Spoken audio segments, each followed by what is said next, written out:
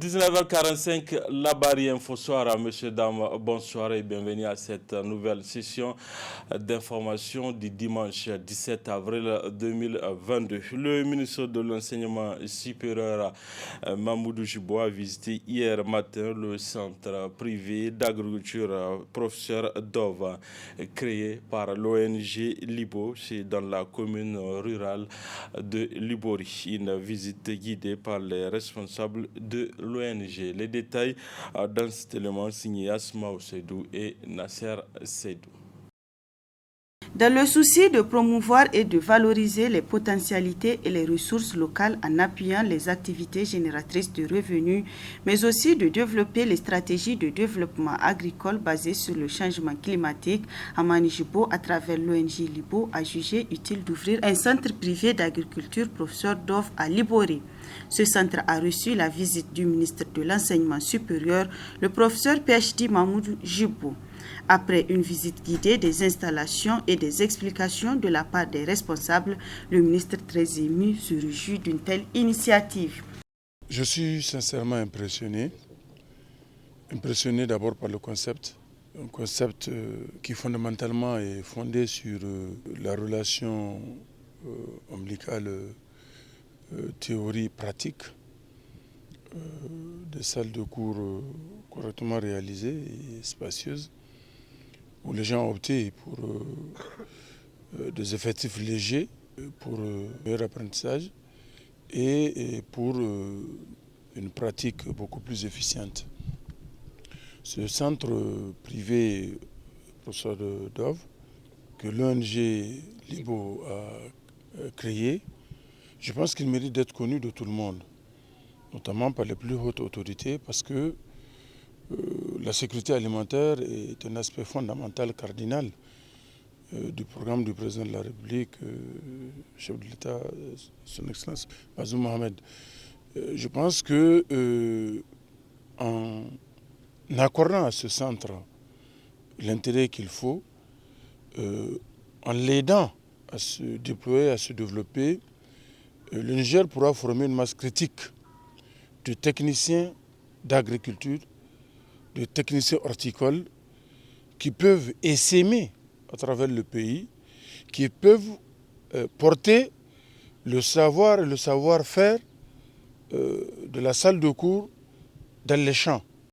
Le maire de la commune de Libouré également n'a pas caché ses sentiments après un tel investissement. Très sincèrement, leur initiative est louable. Pour ça, je les remercie beaucoup et nous ferons tout en tant que responsable de la commune, leur apporter notre soutien qu'on peut. Occasion pour le président de l'ONG de situer l'objectif assigné à ce centre agricole. La visite du ministre aujourd'hui, qui nous honore beaucoup, rentre dans le cadre de l'accompagnement que nous sollicitons auprès des ministères dans le cadre de l'initiative de l'ouverture d'un centre de formation en horticulture au Niger. C'est la première fois, c'est un centre qui est né à l'issue d'un processus. Nous avons commencé avec le projet producteur de l'avenir qui est l'initiative du professeur Dove Pasternak, paix à son âme, un chercheur agronome qui a travaillé pendant longtemps à l'ICRISAT et qui nous a légué beaucoup de connaissances en matière d'agriculture. Aujourd'hui, nous avons mis en place un centre qui va former des techniciens supérieurs en horticulture. Et c'est pour montrer au ministre nos ambitions et c'est pour lui montrer aussi le cadre qu'on a créé pour pouvoir atteindre les objectifs que nous nous sommes assignés, qui sont d'abord de former théoriquement, mais surtout pratiquement les étudiants dans l'horticulture. Ensemble, combattons la pauvreté à travers l'appui au plan de développement économique et social au Niger. C'est la vision de l'ONG Libo et ses partenaires Pencil for Kids. Le siège de la Caisse autonome des retraités du Niger, Kareni, a servi de cadre cet après-midi à une donation de la Fondation Nour de la première dame nigérienne. Il s'est agi d'une importante quantité de vivres destinés aux femmes fonctionnaires à la retraite et aux veuves des retraités. Le résumé de la cérémonie avec Adam Ousmana et Chebou Guisso. Illuminer davantage la vie des femmes fonctionnaires retraitées et celle des veuves des retraités, c'est l'exercice auquel s'attelle la Fondation Nour de la première dame, Hajia Hadiza Bazoum, à travers cette cérémonie. Une cérémonie rehaussée par la présence de la ministre de la fonction publique, du premier responsable de la Kareni et de nombreux bénéficiaires auxquels le donateur demande d'en faire bon usage. C'est un grand plaisir pour moi de prendre la parole au nom de la première dame, Madame Bazoum Hadiza, présidente de la Fondation Nour, en ce mois béni de Ramadan, pour vous faire ce geste donc, de vivre au nom de la présidente. Donc sur ce, vraiment, je vous souhaite une bonne utilisation de ces dons et que Dieu nous aide et nous accompagne dans ce mois de Ramadan. En cette circonstance heureuse, donc je peux dire merci vraiment à tous ceux qui nous accompagnent pour pouvoir faire ces gestes aux retraités et aux veuves des retraités. Ces femmes ayant consacré toute leur vie active dans des services étatiques pour les unes et pour les autres ayant partagé ces moments forts aux côtés de leurs regrettés conjoints se voient ainsi honorées pour une première fois par une première dame. Monsieur Adam Kiassa, trésorier national des retraités et pensionnés du Niger, je suis chargé par le président empêché de représenter l'association pour remercier la première dame de ce geste qu'elle vient de faire à l'égard fonctionnaires retraités de l'État pour la première fois. Les veuves des fonctionnaires des retraités de l'État. Et on a mis à notre disposition 5 tonnes de riz, 200 bidons d'huile. Vraiment, ça nous va droit au cœur, c'est pour la première fois. Et nous souhaitons longue vie pour que vraiment ça continue ainsi jusqu'aux retraités même. Et le retraité qui va à la retraite, en cas de décès, il va penser à sa famille. L'État va penser à sa famille pour faire quelque chose. Nous remercions vraiment infiniment la première dame. Nous remercions vraiment la première dame de ce geste qui est à sa première. Nous la remercions beaucoup et nous demandons à ce que ce geste ne soit pas le dernier, quoi. Donc vraiment, elle a pris, comment je peux dire, une action vraiment salutatrice et vraiment nous la remercions. Les veuves la remercient vraiment sincèrement parce qu'on a des orphelins à la maison et ça, là, ça va nous soulager beaucoup. Et dans le mois aussi béni du carême, que Dieu la bénisse. Un geste certes symbolique, mais dont la noblesse se passe de tout commentaire, vu la période durant laquelle intervient ce don et les personnes qui constituent son cible. La grande mosquée de vendredi du quartier Gaoui, c'est dans le 5e arrondissement communal de Niamey, a servi de cadre pour la 16e édition du Grand Prêche annuel dénommé Ijtima, qu'organise un groupement de 155 écoles coraniques. Il s'agit pour les initiateurs à travers cette rencontre de renforcer la communion entre les différentes écoles. Boubacar Ibrahim et Sadou Doumi. Nombreuses sont les fidèles musulmans à répondre favorablement à la 6e édition du Grand Prêche dit Ijtima qu'organise le groupement Al-Amourou Bil Ma'arouf wa Nahun Anil Munkar. Un groupement de 155 écoles coraniques fondé par Oumarou Hamadoun qui entend à travers l'organisation de ces prêches annuels susciter la communion et la cohésion entre les différentes écoles et les fidèles qui les composent. Hakikatan wazo kan irsigiri wazo no kaharanci irjiri way cindi iddu kan igurga sigiri. C'est pour un souci d'entraide, de création de liens et de cohésion que nous organisons ces prêches. Notre groupement est composé de plusieurs écoles coraniques de Niamey, Saï et Tilaberi.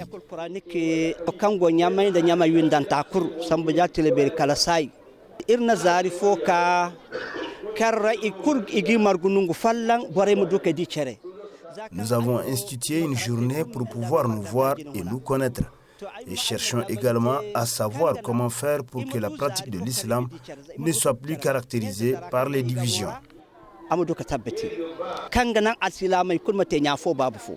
Plusieurs oulémas ont été conviés et ont développé des thématiques en lien notamment avec la vie dans les foyers. Irwan mawdu'a nota sandai kango huwaira warga bai kan hunkuna salame huwaira gwanda sandai beri iwani usurara kanti wani foyara. Zamoran ga bai kan hunkunira salame ir hansiyan gina ir huwaira no. Gukoi bene. Dede huwaira hansiyan mongunan kula kankin ito isin ga hansiyan te.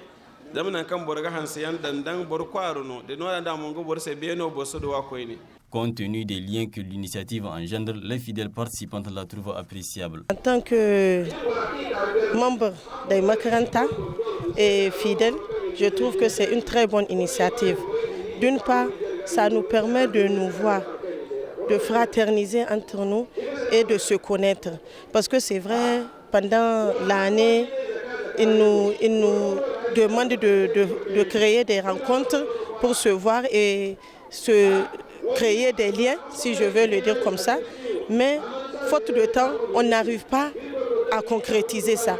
Mais cette rencontre-là nous permet vraiment de se voir l'ensemble des Makaranta. Parce que si on dit plus de 150 Makaranta, c'est pas quelque chose de restreint. Lecture du Coran, zikr et une intervention de l'initiateur qui n'a sans cesse arrêté d'insister sur la communion du cœur et la compréhension mutuelle ont constitué les temps forts de cette rencontre. Ainsi, pour marquer une touche particulière à cette édition, des cadeaux ont été offerts à des présidentes en charge de différentes écoles coraniques dans les arrondissements. Du sport dans cette édition dans le cadre des éliminatoires de la Coupe du monde féminine du monde de 17 ans ou I-17. Les représentantes nigériennes ont reçu celle du Maroc hier samedi 16 avril 2022 au stade général Seni Kounché. Une rencontre remportée par l'équipe marocaine sur un score de 11 buts à 0. Les réactions des deux entraîneurs juste après le match. On est dans une phase vraiment d'apprentissage et la difficulté, on a eu énormément de difficultés. D'abord pour mettre même en place l'équipe, ça a été vraiment très difficile parce que vous n'êtes pas sans savoir que vu nos coutumes, beaucoup de parents sont réticents à lâcher leurs filles pour pratiquer le sport. Donc on a commencé avec 33 joueuses. Sur les 33, je vous dirais, les gens même qui ont commencé avec nous. Donc c'est juste pour vous dire la difficulté. Et je ne vais pas me dérober par rapport à la défaite. On est obligé d'assumer, mais il faut reconnaître qu'il y a vraiment une difficulté au niveau des équipes féminines. Maintenant, il va falloir vraiment trouver le mécanisme, vraiment, aller vers les parents, les motiver à laisser les enfants pratiquer le football, d'autant plus que le sport, ça cultive, ça développe l'intelligence. On peut faire les deux en même temps, et le foot et le sport, et l'étude, et le sport et l'étude. Maintenant, trouver le mécanisme, comment amener les parents à laisser vraiment ces enfants aller. D'autant plus que dans la matinée, il n'y a pas de sport. On peut laisser donc les enfants aller étudier, et dans la soirée, les récupérer pour faire ce sport. Maintenant, je laisse la réflexion, mais il faut qu'on trouve le mécanisme. Quand nous, on est venu avec notre propre projet de jeu, on n'a rien changé, on a préparé le match correctement. Voilà, après, je pense qu'on a essayé de jouer le plus sérieusement possible. On a respecté l'adversaire. Voilà, après, on est tombé sur une équipe à notre portée. Je pense que le Niger est une équipe qui démarre le football féminin. Donc il faut les encourager.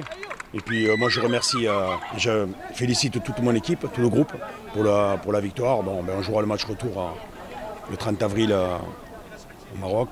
Donc en essayant surtout de corriger ce qui n'a pas été bien et surtout essayer de continuer à être efficace, à marquer des buts. Par rapport aux résultats, bien sûr, ça nous a donné la possibilité de voir des filles qu'on avait besoin de voir, de leur donner un petit peu de temps de jeu aussi.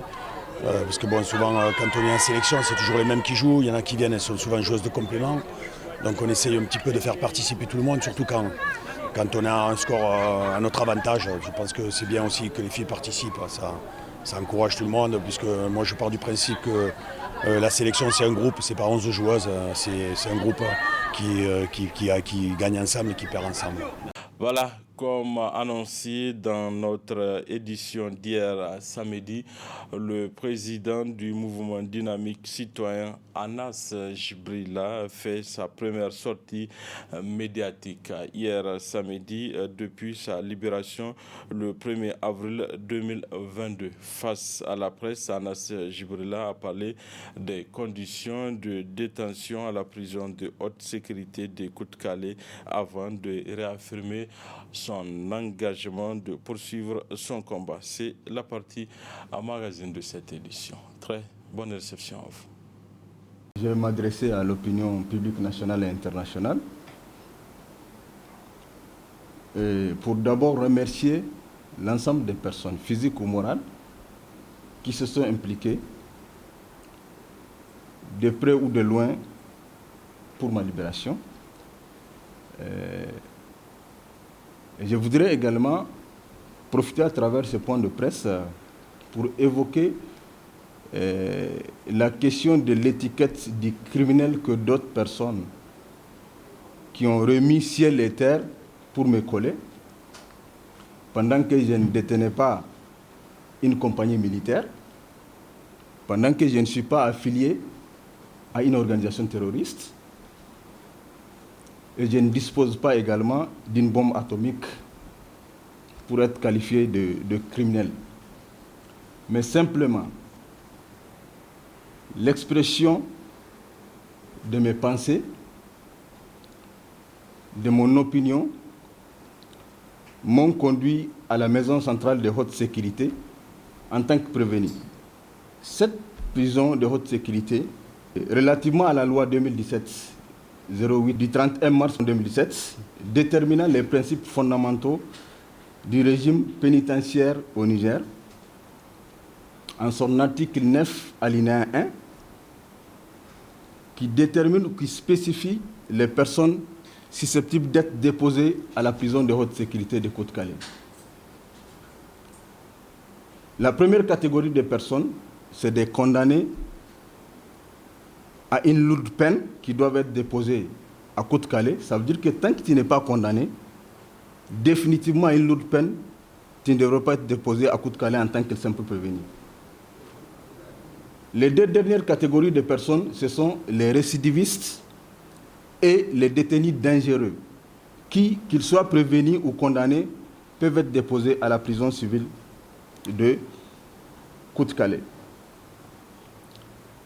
Je me pose la question que moi, en tant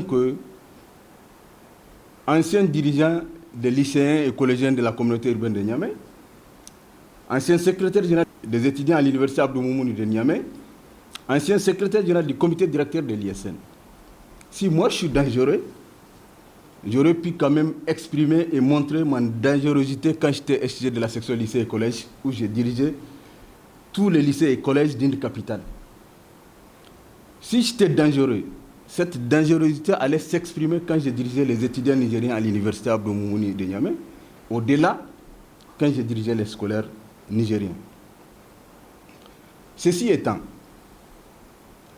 une telle extrapolation n'est que l'œuvre de quelques commis qui pensent se servir de l'appareil étatique pour régler des comptes aux opinions dissidentes. Heureusement, notre justice n'est pas tombée dans le piège. Cette logique de me traîner était développée pour attenter à mon moral. À la limite, me détruire. Sauf que ils se sont trompés de cible. Ma conviction est que quand tu t'engages dans un combat, il faut d'abord t'assurer de la noblesse de la cause que tu prétends défendre et de ta capacité à supporter les conséquences du combat dans lequel tu vas t'engager. Et entre autres conséquences, j'en cite 3.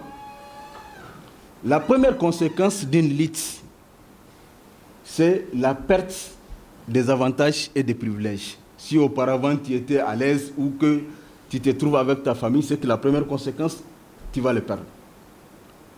La deuxième conséquence, c'est la prison. Et la troisième, c'est la mort.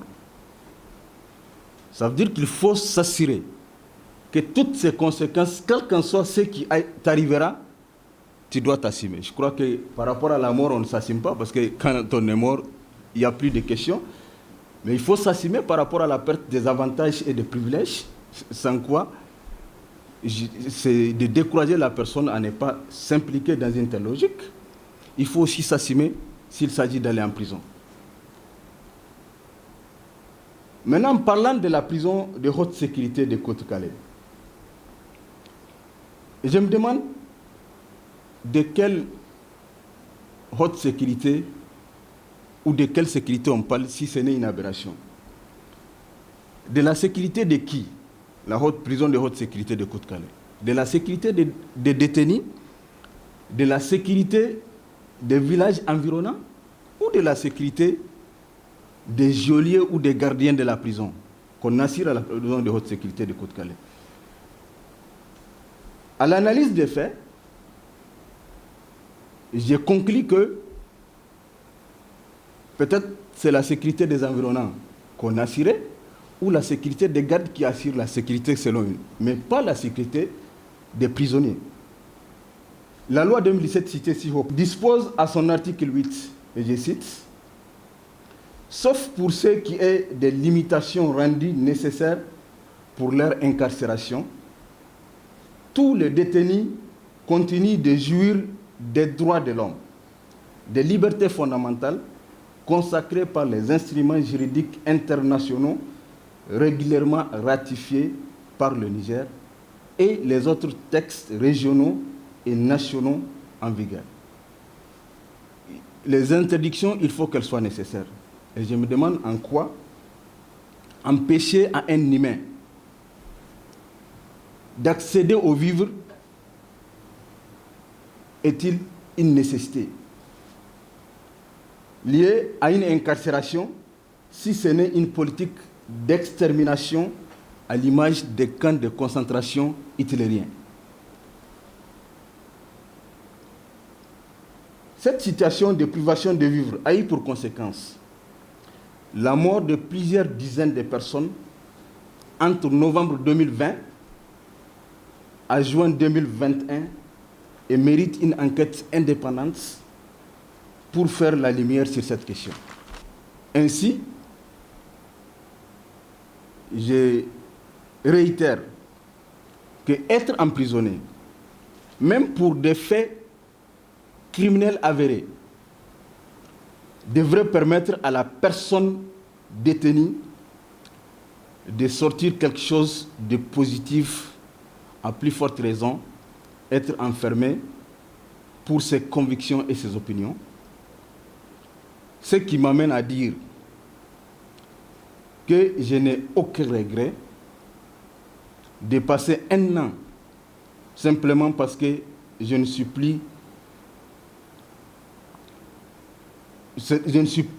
pas plus que les Nigériens qui sont morts sur le front, armes en main en défendant la nation. Je ne suis pas mieux que les Nigériens qui souffrent des affres de l'insécurité au quotidien. Ce sont ces personnes-là qui méritent plus de compassion, d'estime des Nigériens, pas plutôt nous en tant que prisonniers. Et j'ai conclu pour réitérer mon engagement inébranlable et ma conviction pour me battre sans faille et sans relâche pour la défense de la souveraineté nationale, pour la défense des lois et règlements de la République, des droits humains, la justice et de l'état de droit. Je reste le même après un an d'emprisonnement et j'imagine que vouloir regretter d'être emprisonné pour des opinions ou pour la défense des intérêts d'ordre national, ce serait remettre en cause son existence personnelle, ce serait manquer du respect à la nation et je ne m'inscrirai pas dans cette logique. J'encourage l'ensemble des Nigériens à accepter le sacrifice pour la cause nationale.